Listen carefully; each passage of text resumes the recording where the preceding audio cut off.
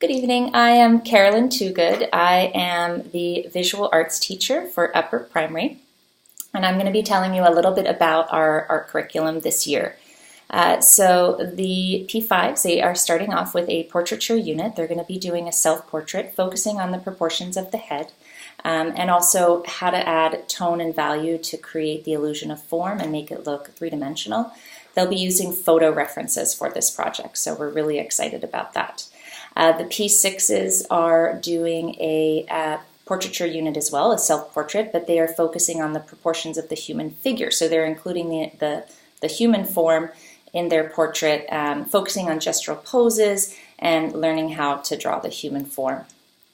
After that, we move on to our International Day units.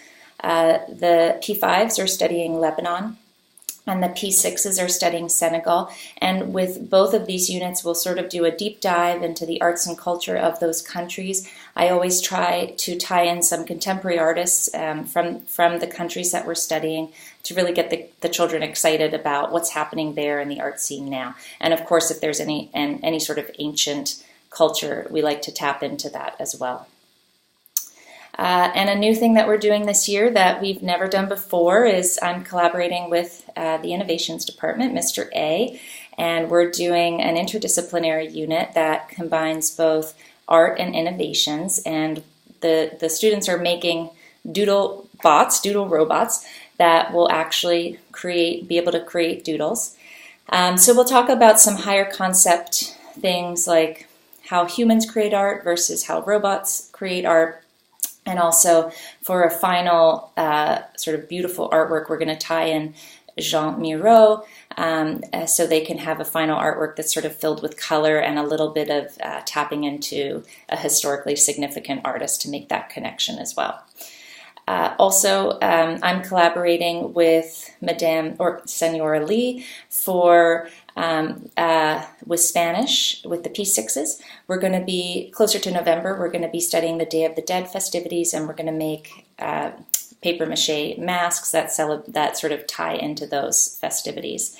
And then after that, after International, that's a lot of artwork that needs to be made before International Day. And then after International Day, then our focus shifts to more local things. So we do take a big look at Bermudian history and Bermudian culture. The P6s will create a Bermuda history book, and most likely do the Coral Reef Project, which I did last year with the P6s, where each child gets to pick a local fish or marine life and study it and then create it out of papier-mâché. And the P5s as well take a look at Bermudian culture and arts and crafts for the sort of post-International Day part of the year.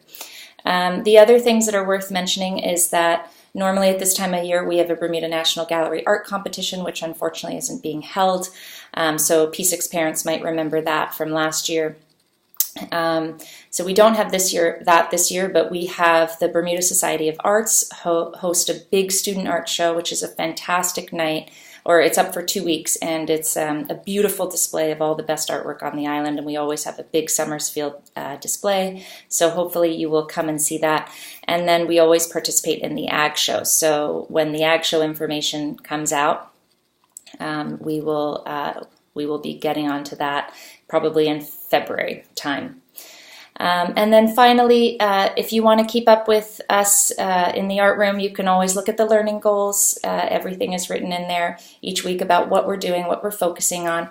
And then I have an Instagram account called Somersfield Artists, and I take about 4 or 5 pictures a week just to sort of show what we're doing with the different age groups and a little bit of information about the unit that we're studying, or something interesting that we're doing in class. So please follow me on Instagram, and have a good evening. Thanks for listening.